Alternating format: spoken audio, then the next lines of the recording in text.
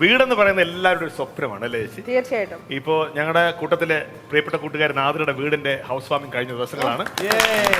അത് നാദരയേക്കാൾ ഉപരി ഞങ്ങളാണ് അതിൽ അഭിമാനിക്കുന്നത്, സന്തോഷിക്കുന്നത്. അത് പ്രത്യേകിച്ച് പറയാണെന്ന് വെച്ചാൽ നാദിറയുടെ ഒരു പ്രയത്നം മാത്രമാണ്. അപ്പോൾ അതൊരു ഭയങ്കര സംഭവമല്ലേ. എനിക്ക് തിരിഞ്ഞു നോക്കുമ്പോൾ ഞാനും നാദിറ എൻ്റെ ഒരു ഇതായിട്ട് കാണും. കാരണം എൻ്റെ ലൈഫൊക്കെ അങ്ങനെയായിരുന്നു. ഞാൻ എൻ്റെ ഫുൾ ഫാമിലിയുടെ ബേർഡൻ എടുത്ത് തലയിൽ വെച്ച ഒരാളാണ് ഞാൻ. കുഞ്ഞു മുതൽ വീട് വെച്ചത് ഞാൻ, സിസ്റ്റേഴ്സിൻ്റെ കല്യാണം കഴിപ്പിച്ചത്, എന്നെ കല്യാണം കഴിപ്പിച്ചതൊക്കെ ഞാൻ തന്നെയാണ്. അപ്പോൾ അത് കഴിഞ്ഞിട്ട് ഇനിയിപ്പോൾ എൻ്റെ വീട് അത് റീകൺസ്ട്രക്ട്, അപ്പോഴും അത് എൻ്റെ. അപ്പോൾ അതുപോലെ ഫുള്ള് A to Z. വരും.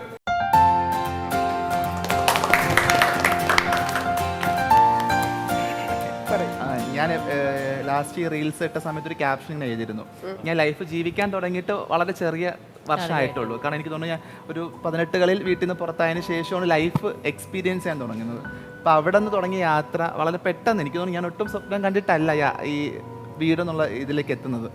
ഇപ്പോൾ ഒരു 23-ൽ സ്വന്തമായിട്ട് സ്ഥലം വാങ്ങി, അപ്പോഴും വീട് സ്വപ്നമില്ല കേട്ടോ. ഇപ്പോൾ ഒരു 26കളിൽ അത് പൂർത്തിയായെന്ന് കേൾക്കുന്ന സമയത്ത് ഭയങ്കര അഭിമാനം, പ്രത്യേകിച്ച് ഭയങ്കര അഹങ്കാരം തോന്നുന്നു.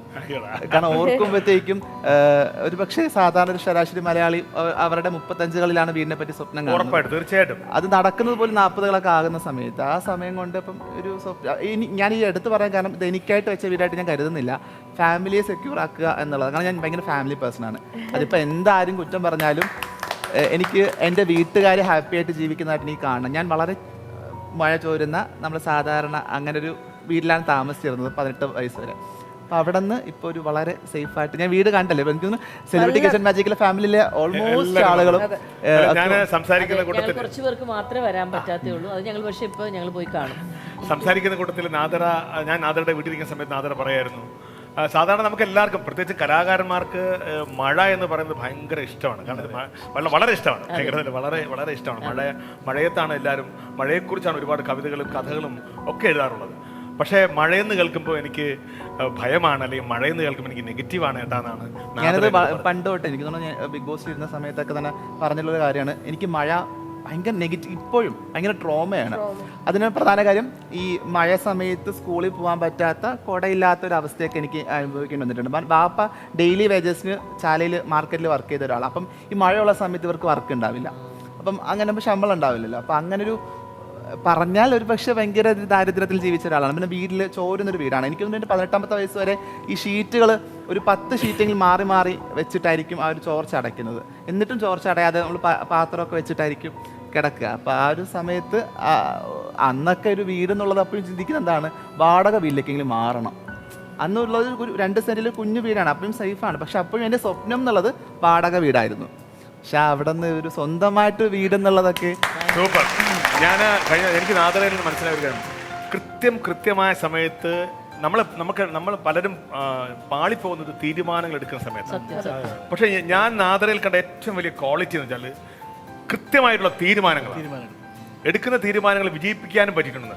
ആ ഷോയിൽ നിന്ന് ഇറങ്ങുന്ന സമയത്ത് ഏറ്റവും മികച്ച തീരുമാനമായിരുന്നു. ലോകത്താരും ഈ പറഞ്ഞ അത്ര പെട്ടെന്ന് അത്തരം ചിന്തകളിലേക്ക് ഒരു അങ്ങനെ നാദരയുടെ ജീവിതം എടുത്തു കഴിഞ്ഞാൽ കൃത്യമായിട്ട് നമുക്ക് ഓരോ സമയത്തും ഞാൻ എങ്ങനെയാണ് ജീവിക്കേണ്ടത്, ഞാൻ ആരായി ജീവിക്കണം തീരുമാനിച്ചു, അവിടെ വിജയിച്ചു. ഒരു ഷോയിൽ വന്നിട്ട് ഏറ്റവും ക്രൂഷ്യൽ സിറ്റുവേഷനിൽ ഒരു തീരുമാനം എടുത്തു, അത് വിജയിച്ചു. ഈ ചെറിയ പ്രായത്തിൽ ഒരു വീട് വെക്കണമെന്ന് ആലോചിച്ചു, തീരുമാനിച്ചു.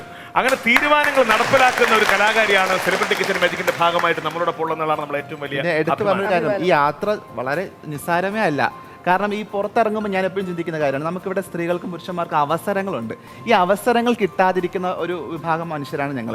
പക്ഷെ ആ അവസരം ഇല്ലാതിരുന്ന ഒരു സമയത്തൊക്കെയാണ് ഞാൻ ഇതിലേക്ക് എത്തുന്നത്, കൈരളിയിലേക്ക് വരുന്നത്. ഭയങ്കര സന്തോഷമുണ്ട് കേട്ടോ. പ്രത്യേകിച്ച് കൈരളി ചേർത്ത് പിടിക്കുന്ന ഒരു ഇൻക്ലൂസീവ് സ്പേസിലാണ്. കാരണം വളരെ എസ്റ്റാബ്ലിഷ് ആയിട്ടുള്ള സെലിബ്രിറ്റീസിൻ്റെ കൂടെ ഞാൻ വരിക, അല്ലെങ്കിൽ എന്നെ പോലുള്ള സ്റ്റാർട്ടിങ്ങിലുള്ള ഒരാൾ എത്തുക എന്നുള്ളത് കൈരളി മുന്നോട്ട് വയ്ക്കുന്ന ഒരു ഇൻക്ലൂസീവ് സ്പേസാണ്. അപ്പോൾ അതിന് കൈരളിയോട് കുറേ നന്ദി പറയാനുണ്ട്.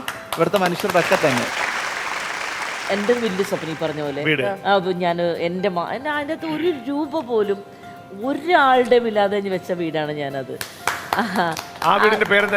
അന്ന് ഞങ്ങൾ ഇട്ടുന്ന ആരോമൽ ഹൗസ് തന്നെ ഇട്ടു, മോന്റെ പേര് ഇട്ടു. നാദിറയുടെ വീടിന്റെ പേര് നാദിറ മെഹറിൻ തന്നെയാണ്. അല്ല പിന്നെ എന്ത് പേരിടാനല്ലേ? ഇനി ആ വീട് അറിയപ്പെടേണ്ടത് എന്റെ പേരിലാന്ന് എനിക്കൊരു വാശിയുണ്ടായിരുന്നു. ഇല്ല, ഞാൻ ഇടാൻ പോകുന്ന വീട്ടിലില്ലേ, ഞാൻ തപസ്യാന്ന് ഇടും. തപസ്യ സാജൻ സാർ ഡയറക്ടർ സീരിയല്ലേ? എൻ്റെ ഏറ്റവും മികച്ച, എനിക്ക് ആദ്യത്തെ സ്റ്റേറ്റ് അവാർഡ്, എന്നെ ഏറ്റവും പോപ്പുലർ ആക്കിയതും എനിക്ക് ഭയങ്കര ഒരു ഇത് കിട്ടും. എന്ന് വെച്ചാൽ സിനിമ ഒരു സെക്ഷൻ ആയിരുന്നു, അതിൽ വന്ന് എനിക്കൊരു നായിക കിട്ടാന്നുള്ള വലിയൊരു സംഭവമായിരുന്നു. അപ്പൊ സാജൻ സാർ ഇത് കണ്ടോണ്ടിരിക്കുക. സാജൻ സാറിന്റെ സിനിമ സീരിയലായിരുന്നു തപസ്യ. ഞാൻ പിന്നീടാ വിചാരിക്കുന്നത്, എൻ്റെ ഒരു തപസ്സാണ് ശരിക്കും പറഞ്ഞത് എൻ്റെ ലൈഫ് എന്ന് പറഞ്ഞാൽ മൊത്തം. അപ്പൊ അതിൽ ഞാൻ വിചാരിച്ചു, എന്നെ വിചാരിക്കണോ, ഞാൻ വിചാരിക്കുന്നു തപസ്യാന്ന് ഇടുന്നു. അപ്പൊ അടുത്ത വീടിന്റെ പേര് തപസ്യ. അടിപൊളി, ഗംഭീരമാണ്.